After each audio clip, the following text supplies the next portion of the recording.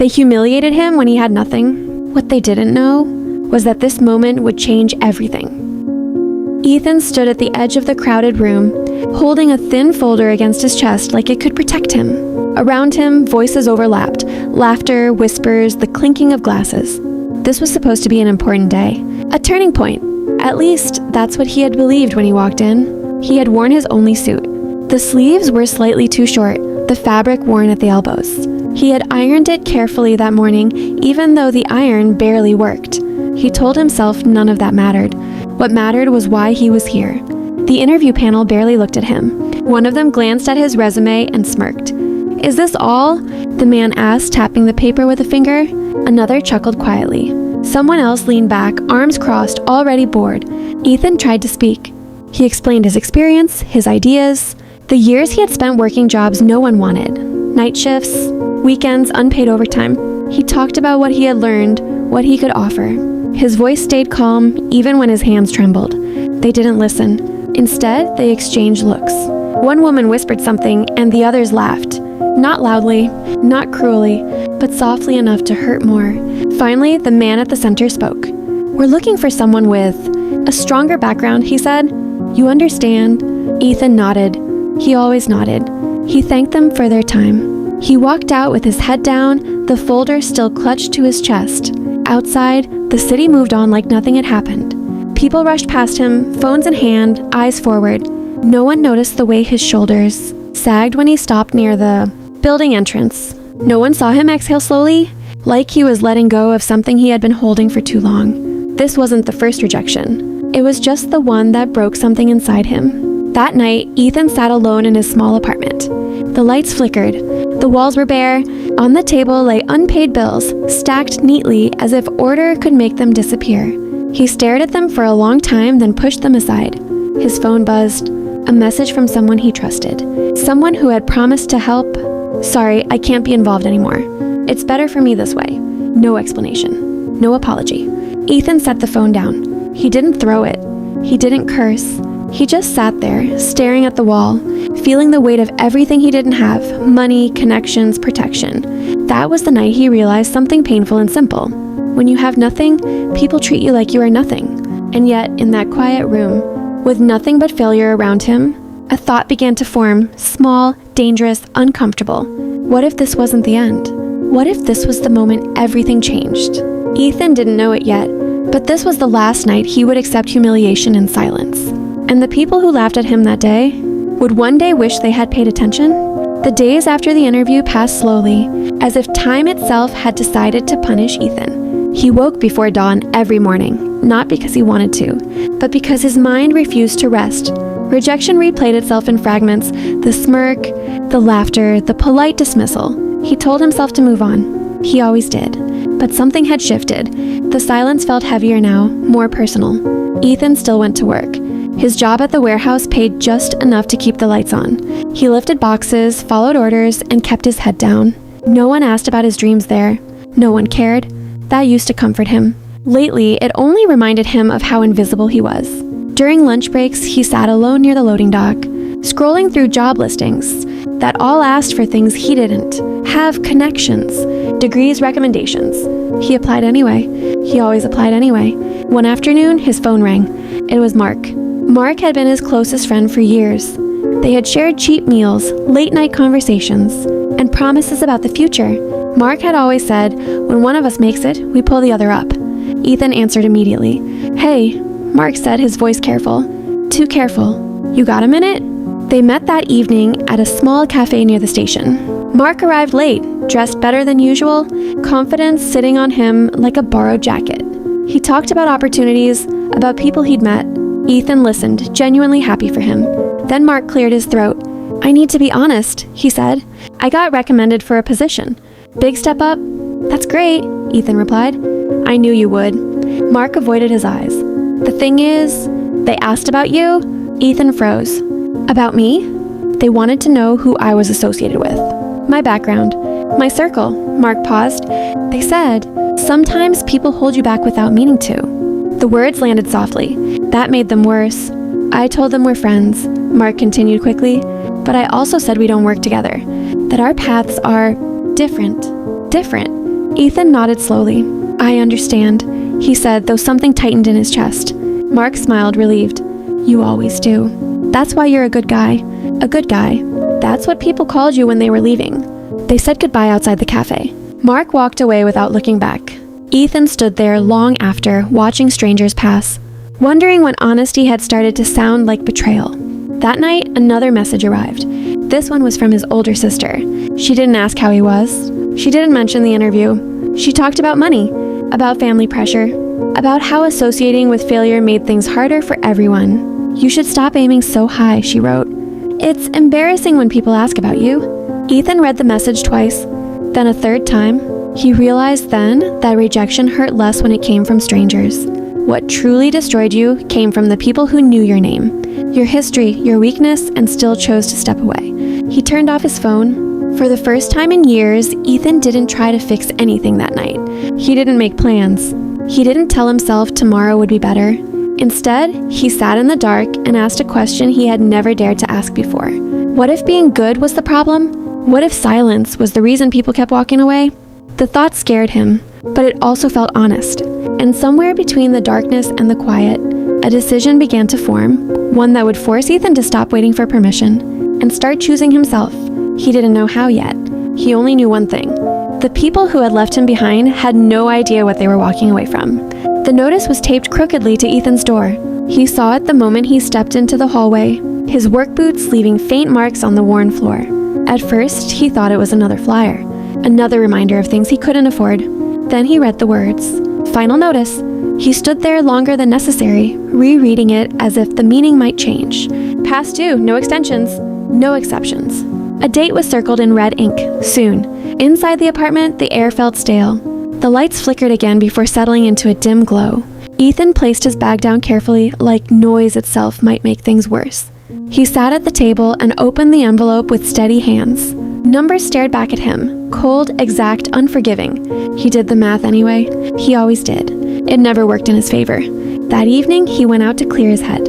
The city was loud, impatient, full of people moving toward places that wanted them. He walked without direction until his feet hurt, until the weight in his chest demanded air. Near the subway entrance, he noticed a man struggling with a broken vending machine. The man cursed under his breath, hitting the side of it with frustration. People passed without slowing. Ethan hesitated. Then he stepped forward and helped tilt the machine just enough. A bottle dropped. "Thanks," the man said, surprised.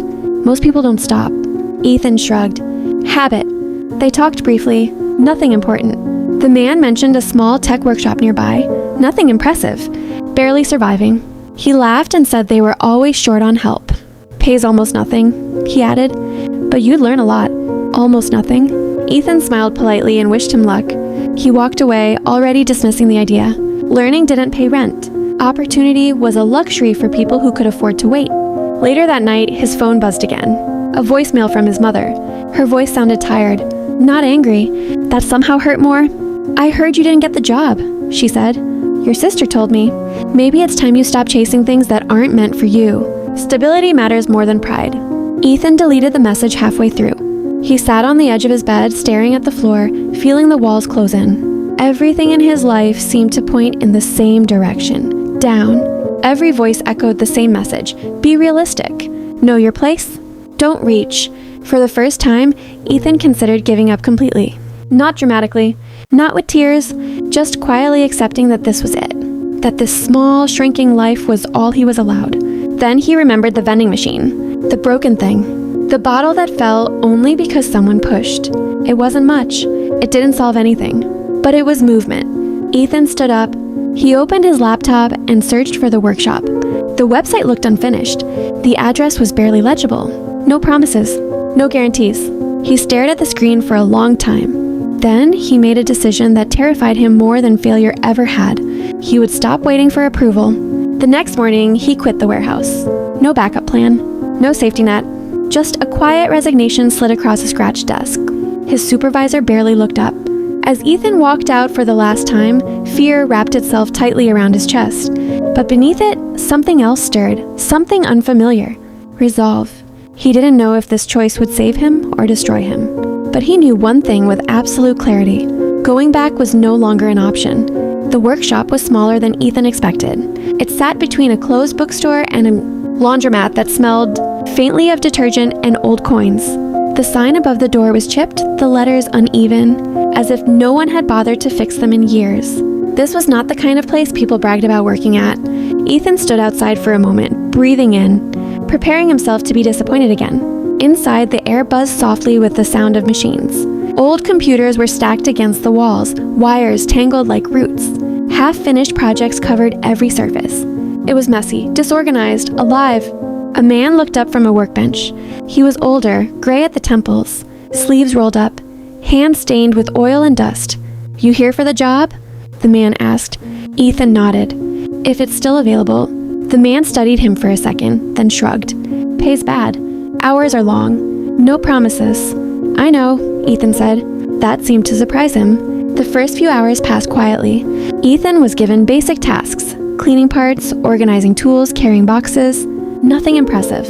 Nothing that matched the effort it had taken to walk through that door. Another worker passed by and laughed softly. "New guy, huh? Don't get too comfortable. People don't stay long." Ethan didn't respond. He focused on the work. He always had. During lunch, he sat alone near the back, eating slowly. He watched how people worked, how problems were approached, how mistakes were ignored or fixed.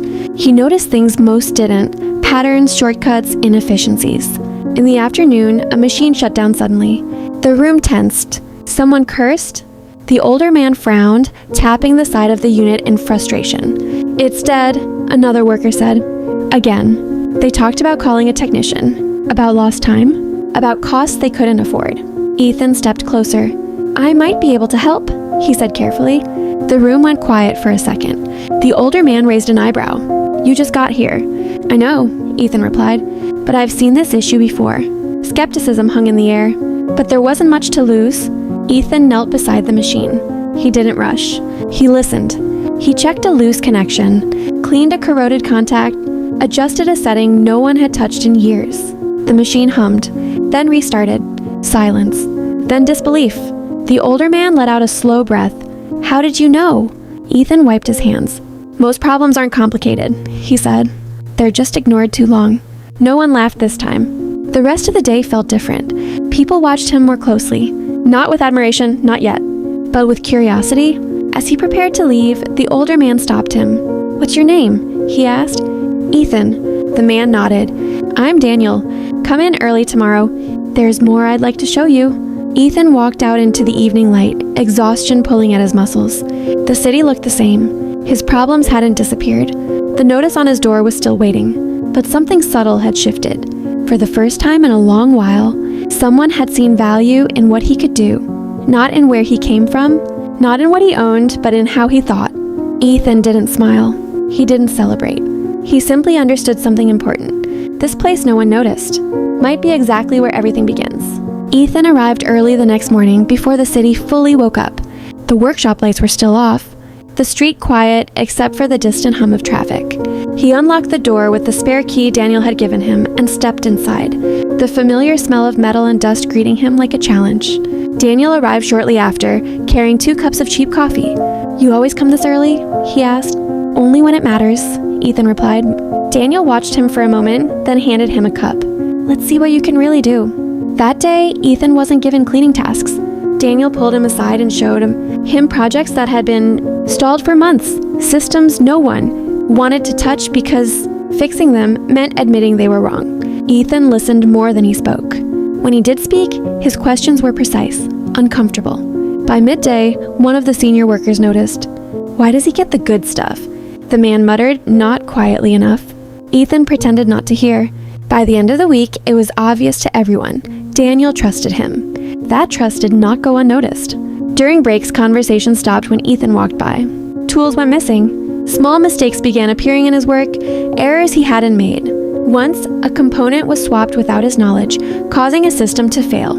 Someone laughed and said, "Guess you're not as smart as you think." Ethan fixed the issue without arguing. Daniel saw everything. One evening, after the others had left, Daniel closed the workshop door and leaned against the workbench. "People don't like being exposed," he said quietly. "You make them uncomfortable." "I'm not trying to," Ethan replied. "I know," Daniel said. "That's what scares them." Daniel explained the real situation. The workshop was struggling. Contracts were drying up, one mistake away from shutting down. They needed a breakthrough, something new, something risky. "I want you to lead a small project," Daniel said. "Something experimental." Ethan looked up sharply. "Me?" Daniel nodded. "If it fails, it's on me.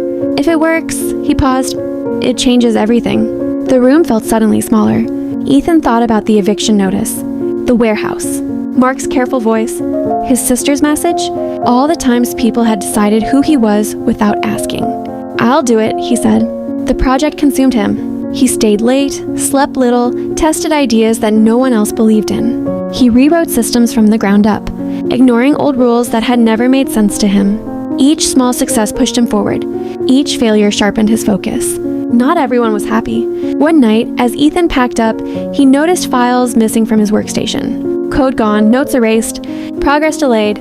Someone didn't want him to succeed. He reported it to Daniel, who said only one thing: finish it anyway. The deadline approached fast. On the final night, Ethan sat alone in the workshop, the hum of machines his only company. His eyes burned with exhaustion, but his hands moved with certainty. At 2:17 a.m., the system came online. It worked. Ethan leaned back, heart pounding, unsure whether to laugh or collapse. He didn't know yet that this success would put him directly in the path of people far more powerful than anyone in that workshop, and not all of them would be willing to walk away. The reaction came faster than Ethan expected. By the next afternoon, Daniel's phone wouldn't stop buzzing. Emails arrived with subject lines that sounded unreal: interest, follow-up, potential partnership. The small workshop that no one noticed suddenly mattered to people who never would have stepped inside it. Ethan watched quietly from his desk as Daniel spoke in hushed tones, his expression shifting between disbelief and relief. "We have a meeting tomorrow," Daniel said when he finally hung up. "A serious one."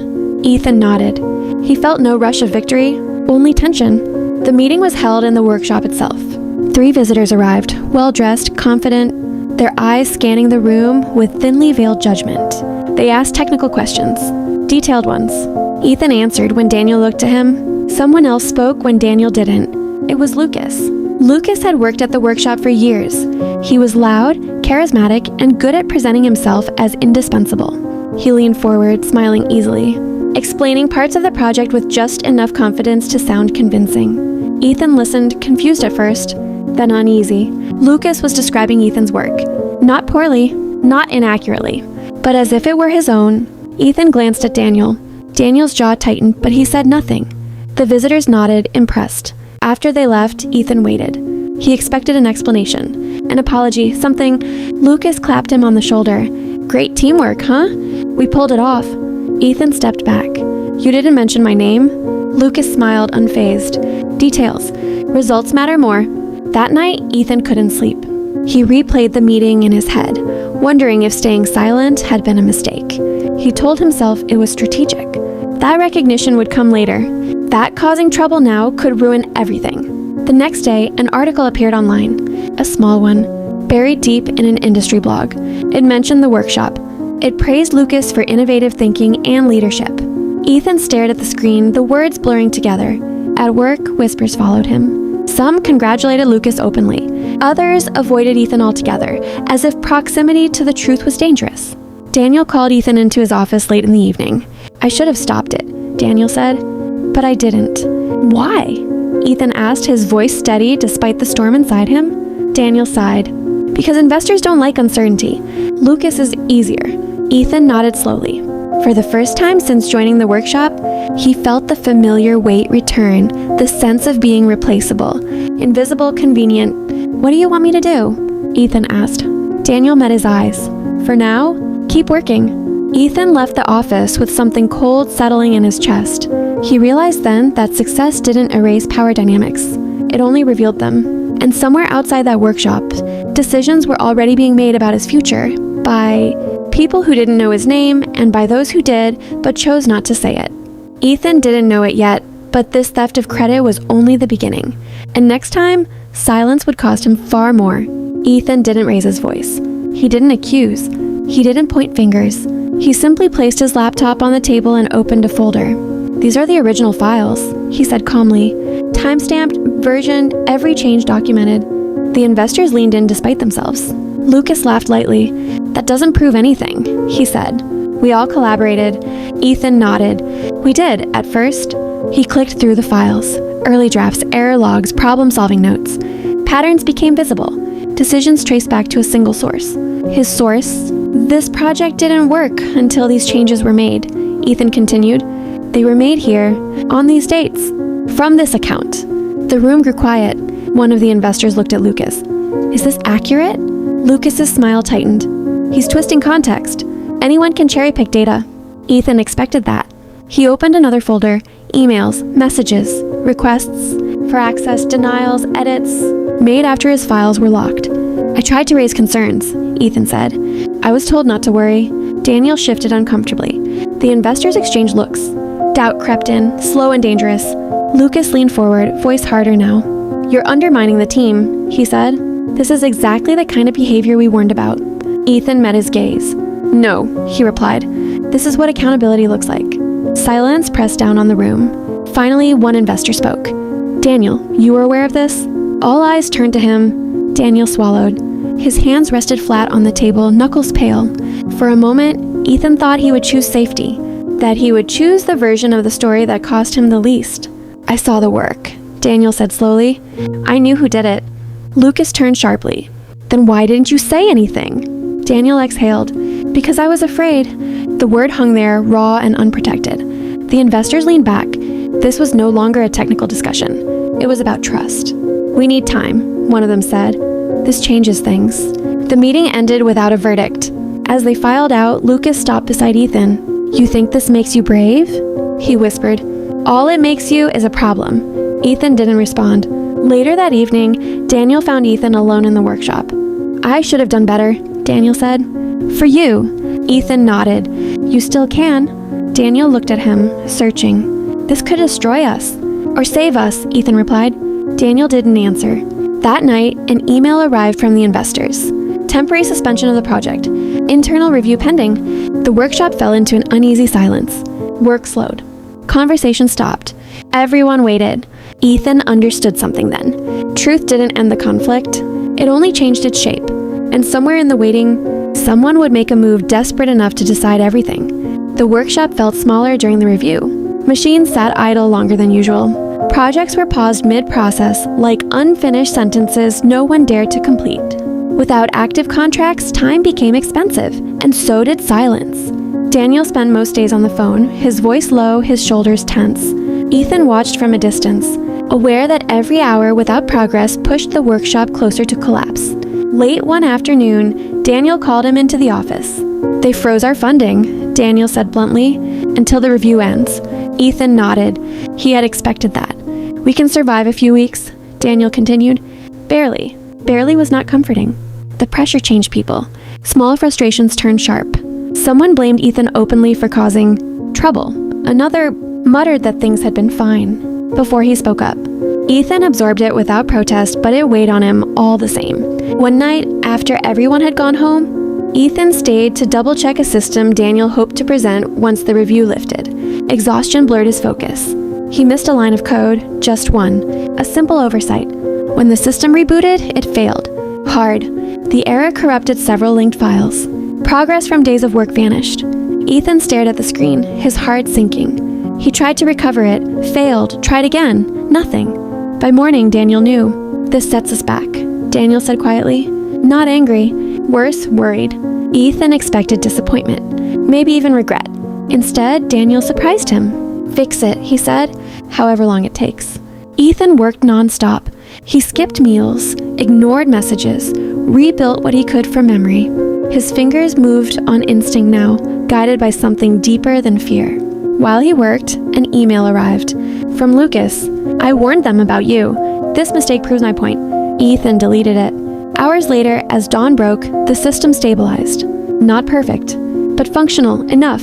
Ethan leaned back, eyes burning, body shaking with exhaustion. The relief was brief. Another email came in, this one from the investors. We've reached a decision. Daniel read it first. They're coming tomorrow, he said, in person. Ethan felt his chest tighten. That night, he went home and found another notice on his door. Not eviction. Worse. A court summons. An old debt. One he thought he had resolved years ago. A technicality. Bad timing? Catastrophic consequences? Ethan sat on the floor, the paper in his hands, the weight of everything pressing down at once. Professional risk. Financial collapse. Personal ruin. For the first time since he decided to fight back, doubt crept in. What if speaking up had cost him everything? As he sat there, his phone buzzed. A message from an unknown number. If you step away now, this can all go away. No signature, no explanation. Just a choice. Ethan looked at the message for a long time. The decision he made next would define more than his career. It would define who he was willing to become. Ethan didn't reply to the message, not immediately. He placed the phone face down on the table and stood by the window, watching the city lights flicker like distant signals he no longer trusted. The offer was vague by design, no names, no demands written clearly, just the promise of relief. This can all go away. He understood what that meant. The next morning, the investors arrived early. Their expressions were neutral, professional, impossible to read. Lucas wasn't with them. Daniel greeted them, his voice steady despite the strain that had aged him in just a few weeks. "We'll start with the numbers," one of the investors said. Ethan listened, but his mind kept drifting back to the message. The timing was too precise to be coincidence. Someone knew about the debt. Someone knew how close he was to losing everything. During a break, Ethan stepped outside. The unknown number called. "This doesn't have to be difficult," a voice said. Calmly, male, controlled, not Lucas. "What do you want?" Ethan asked. "Distance," the voice replied. "You step back from the project, publicly. You sign a statement acknowledging collaborative ownership and poor judgment under pressure." "And the debt?" Ethan asked. A pause, resolved, quietly. Ethan closed his eyes. It was the perfect trap. Legal relief. Financial survival. No public humiliation. He would still have a job somewhere. A future that didn't collapse overnight. "You'll be comfortable," the voice added. Not important, but comfortable. Ethan thought of the warehouse. The interview room. Mark's careful honesty. His sister's message. Every version of comfort that had required him to disappear. "I need time," Ethan said. "You have until tonight." The call ended. Back inside, Daniel pulled him aside. "They're asking about you," Daniel said. "Whether you'll stay involved if things move forward." Ethan looked at him. Really looked at him. "If I walk away," Ethan asked, "what happens to the truth?" Daniel hesitated. "It becomes flexible." That night, Ethan didn't go home. He returned to the workshop after everyone left and sat alone in the dark, the machines silent around him. He opened his laptop and reviewed everything, files, emails, timelines. Not to defend himself, to decide. Shortly before midnight, he made his choice. Ethan sent one email, not to the investors, not to the unknown number, to an independent oversight body. One, Daniel had once mentioned but never wanted involved. He attached everything, clean, organized, unemotional. Then he replied to the unknown number with 4 words, "I won't step away." His phone buzzed immediately. "You're making a mistake." Ethan turned it off. The next morning would be chaos. He knew that. Legal consequences. Financial fallout. Enemies he couldn't yet see. But for the first time, his path felt aligned. Not easy, not safe. Honest. As dawn crept through the workshop windows, Ethan stood and stretched his aching body. Whatever happened next, it would happen because he chose it. And some choices, once made, change more than outcomes. They change the man who makes them. The consequences arrived faster than Ethan expected.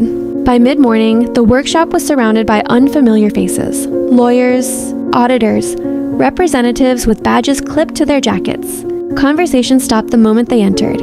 The air shifted from tension to something heavier. Exposure. Lucas arrived late. His usual confidence didn't fully mask the irritation in his eyes when he realized what was happening. "What's this?" he demanded. No one answered him. Ethan was asked to sit in a small office and repeat his account calmly, clearly, again and again. He stuck to facts, dates, actions, documents. Every answer tightened the web around the truth. Outside the room, raised voices echoed briefly, then stopped. Hours passed. When Daniel finally sat across from Ethan, he looked exhausted, but resolved. "They're escalating this," Daniel said. "External review. Full transparency." Ethan nodded. "And your position here?" Daniel paused. "It's being suspended, not because you're wrong, because they can't afford the appearance of bias." Suspended. Ethan felt the word settle. He had expected it. Knowing didn't make it easier. "I understand," he said. Daniel studied him. "Most people would be angry." "I've been angry before," Ethan replied. It didn't change anything. By afternoon, news had begun to spread. Emails stopped, including Lucas. Meetings moved without him. When he tried to insert himself, he was politely redirected. His authority dissolved quietly, the way power often does, without spectacle. In the hallway, he passed Ethan. "This won't end well for you," Lucas said under his breath. Ethan met his gaze. "It already has." That evening, Ethan returned home to find the lock on his door unchanged, but his inbox full. The oversight body had acknowledged receipt. The court had postponed the debt hearing, pending investigation. And one final message arrived from Daniel. "Whatever happens next, you did the right thing." Ethan sat on his bed, exhaustion washing over him. He had no job security, no guarantees. His name would be tied to conflict for a long time. But something else had changed. People who mattered now knew who he was, not as a problem, as a standard. The next day, a call came from an unfamiliar number. "We've reviewed your materials," the voice said. "We'd like to talk, off the record." Ethan looked out the window, the city stretching endlessly beyond it. "Yes," he said. "I'm listening." He didn't know it yet, but the price he had paid was about to be repaid in a way no one, especially Lucas, could have predicted. The meeting took place in a quiet office far from the workshop. Neutral walls, clean lines, no branding on display. The kind of place designed to make people talk freely and carefully. Two people sat across from Ethan. They didn't introduce themselves with titles. They didn't need to. "We handle situations like yours," one of them said, quietly. They asked about the project, the conflict, the documentation. Ethan answered the same way he always had, without emotion, without exaggeration. When he finished, one of them nodded. "You did something most people don't," she said. "You documented truth before you needed it." They made their offer, a temporary contract, advisory role, independent oversight. It paid less than what Lucas had promised himself, but more than Ethan had ever earned. More importantly, it came with distance from the mess he had helped expose. "You won't be invisible anymore," the man added, "but you also won't be protected." Ethan understood. "I accept," he said. Back at the workshop, Daniel faced his own reckoning. The investors no longer spoke to him with familiarity. Decisions were reviewed twice. His authority was limited, not removed, but conditioned. One of them said it plainly. "You chose silence when it mattered." Daniel didn't argue. Lucas, on the other hand, unraveled. His emails went unanswered. His calls returned late, if at all. When auditors requested clarification, he deflected. When asked for documentation, he delayed. Pressure exposed habits. One afternoon, a junior analyst flagged inconsistencies in Lucas's past claims, projects he had taken credit for, timelines that didn't align. A pattern emerged. It didn't look good. Ethan heard about it secondhand. He felt no satisfaction, only inevitability. A week later, Daniel called. "They're restructuring," Daniel said. "Your role, it's gone, officially." "I know," Ethan replied. "They asked about you," Daniel continued, "whether you'd consider coming back later." Ethan paused. "And what did you say?" "That it wouldn't be my decision anymore." That night, Ethan walked through the city without destination. He felt lighter than he had in months, not because things were easy, but because they were no longer uncertain. His phone buzzed. A message from Mark. "I heard about what happened. You were right. I wasn't brave enough then." Ethan read it once, then put the phone away. Some apologies came too late to matter. As he reached his apartment, he noticed something different. The eviction notice was gone, not removed by chance, by intention. Ethan stood there, hand on the doorframe, understanding that doors didn't open loudly. They opened when you were finally willing to walk through them. And somewhere across the city, Lucas was realizing the same thing, only from the wrong side. Lucas was asked to resign on a Tuesday. No dramatic confrontation, no raised voices, just a short meeting behind a closed door and a polite request to transition responsibilities immediately. He walked out with a cardboard box in his arms, his face tight, eyes unfocused. People avoided looking at him, not out of cruelty, but instinct. Power has a way of vanishing before anyone admits it's gone. The announcement followed an hour later. After an internal review, the email read, "We've decided to move forward without Lucas's involvement." No explanation. No defense. The investors didn't celebrate. They recalculated. Daniel sat through the meeting in silence as decisions were made around him. New oversight. New protocols. Reduced autonomy. The workshop would survive, but not in the form he once controlled. Later that day, Daniel called Ethan. "They want you to attend a final session," he said. "As an external advisor, Ethan agreed. The room felt different this time, less tense, more honest. "We're not here to apologize," one investor said. "We're here to close this properly." They outlined their plan, continuing the project under strict review, acknowledging contributions internally, correcting records where possible. Not loudly, not publicly. Ethan listened. "And your role?" another asked. Ethan shook his head. "I'm not here to negotiate." The room stilled. "I'm here to answer questions," he continued, "and to make sure the work survives." The investors exchanged looks. Something like respect passed between them. Outside, Daniel caught up to him. "You could have asked for more," Daniel said. Ethan nodded. "I know. And you didn't. I already got what I needed." That evening, Ethan returned to the workshop one last time. Not to work. Just to walk through it. The machines hummed again, cautiously. The place felt smaller now, but also cleaner, stripped of pretense. On his way out, a young employee stopped him. "They say you're the reason everything changed," she said. Ethan smiled faintly. "No," he replied. "I just didn't disappear." Across the city, Lucas sat alone, scrolling through unanswered messages, watching his name lose weight with every search. He told himself it wasn't over, that he'd recover, but deep down he knew this story no longer belonged to him, and for the first time, Ethan understood something he had never allowed himself to believe before. You don't need permission to matter.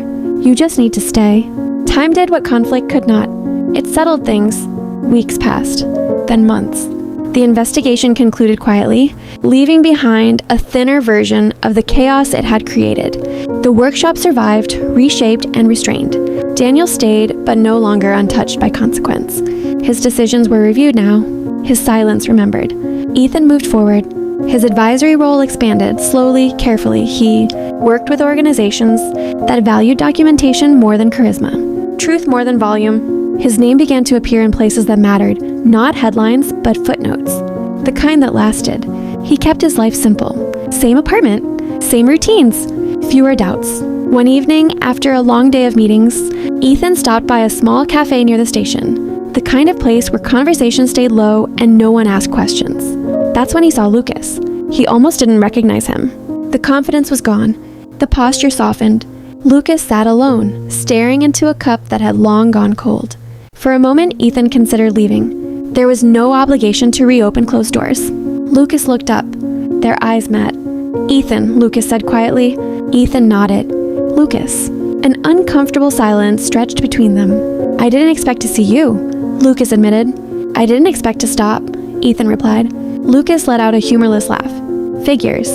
They sat in silence again, two men separated by choices neither could undo. "I lost everything," Lucas said finally. Not accusing, just stating a fact. "You know that, right?" Ethan looked at him. Really looked. There was no triumph in it, no satisfaction. "I know," he said. Lucas swallowed. "I convinced myself it was just strategy, that everyone does it. I never thought it would end like this." "That's usually how it ends," Ethan replied gently. Lucas hesitated. "If I apologized, would it matter?" The question hung between them, fragile and late. Ethan thought carefully before answering. "It would matter to you," he said. "Not to me." Lucas nodded slowly, as if he had expected that answer all along. "I'm sorry," he said anyway. Ethan accepted the words without ceremony. Apologies weren't currency. They didn't buy back time. They stood to leave. At the door, Lucas paused. "You didn't destroy me," he said. "I did that myself." Ethan didn't respond. There was nothing left to add. Outside, the night air felt lighter. As Ethan walked home, he realized something subtle but profound.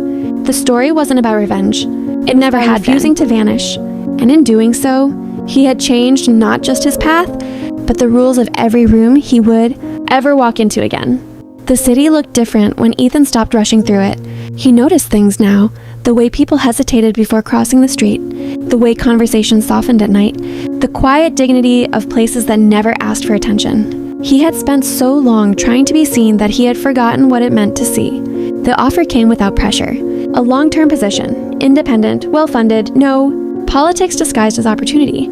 The kind of role that rewarded clarity, not compliance. Ethan read the contract slowly. There was more money than he needed, more influence than he had ever imagined, and just enough freedom to walk away if it ever asked him to become someone he wasn't. Daniel called that evening. "They want me to recommend you," he said. "Officially this time?" Ethan smiled faintly. You don't have to. I know, Daniel replied, but I want to. Ethan declined the recommendation, not out of resentment, out of certainty. I'll accept, Ethan said, but on my own terms. Daniel understood. That night, Ethan cleaned his apartment, not out of anxiety, but intention. He threw away old papers, outdated fears, the last reminder of a life lived in reaction. When he reached the bottom of the drawer, he found the resume he had once clutched like a shield. He folded it once, then again, and set it aside. The next morning, Ethan signed the contract, not with excitement, with calm. Work began almost immediately. He stepped into rooms where voices carried weight, where decisions shaped outcomes far beyond the walls. And for the first time, he wasn't there to prove himself. He was there because he belonged. A message arrived from his sister. I'm proud of you. I didn't say that before. Ethan read it twice. He didn't reply right away. Some bridges could be rebuilt. Others only acknowledged. As the weeks passed, he realized something important. Success hadn't changed him. It had revealed him. He still worked quietly, still listened more than he spoke, still refused shortcuts dressed as necessity. And people noticed. Not because he demanded it, but because consistency always leaves a mark. One evening, as the sun dipped behind the buildings, Ethan stood by the window of his office and reflected on the past year. He had lost opportunities. He had lost allies. He had lost the comfort of invisibility. But he had kept something far more valuable. His name, his work, his self-respect. And with that, the story that once threatened to erase him was finally reaching its end. The invitation came marked private. No agenda, no press, no cameras. Just a room, a table, and people who needed to hear something said out loud.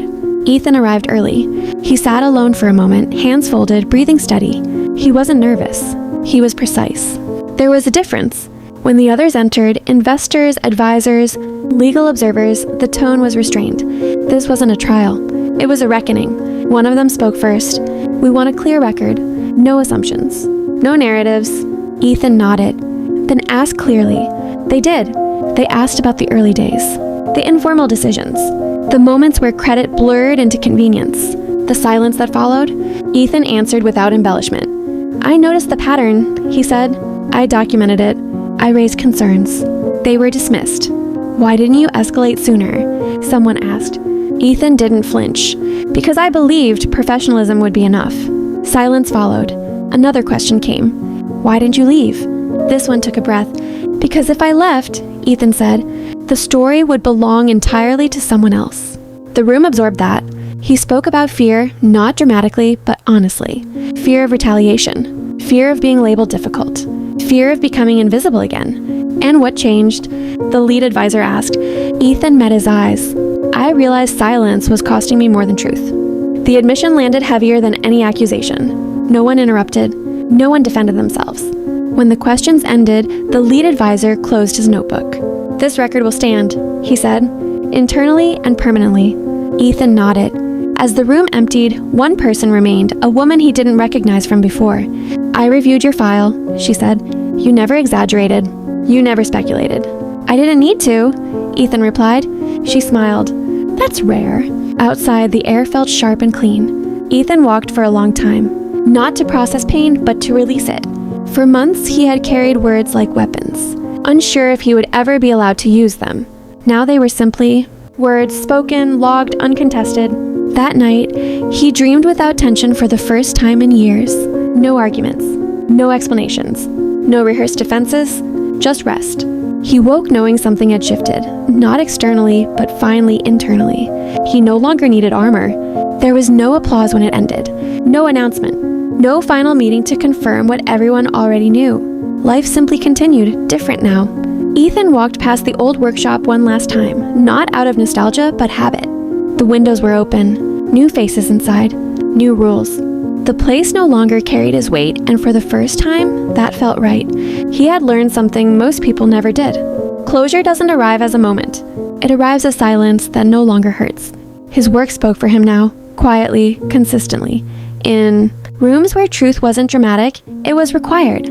People listened when he spoke, not because of his past, but because of how little he needed to prove. One afternoon, a junior consultant asked him, "How did you survive being overlooked for so long?" Ethan thought before answering. "I didn't survive it," he said. "I outgrew it. That night, he returned home as rain traced thin lines down the windows. He made dinner, simple, unremarkable, and felt something he had chased for years without naming. Peace. Not the kind that comes from winning. The kind that comes from not needing to. He sat by the window and reflected. Not on Lucas, not on Daniel. Not on the injustice, but on the man he had almost become. Silent, small, convenient. That version of him no longer existed, because somewhere along the way, he chose presence over permission. Truth over comfort, staying over disappearing. And that choice had rewritten everything. Ethan understood now. You don't rise by being louder than the room. You rise by refusing to be erased by it. The world outside kept moving. New conflicts, new stories, new people standing at the edge of their own decisions. Ethan turned off the light and let the darkness settle, gentle, complete. Tomorrow he would wake up and continue, not as a warning, not as a lesson, but as proof that even when no one claps, even when credit is stolen, even when silence feels safer, truth held long enough always finds its weight. And some stories don't end with revenge or victory. They end with someone finally standing where they belong, unafraid of being seen, and no longer afraid of being alone.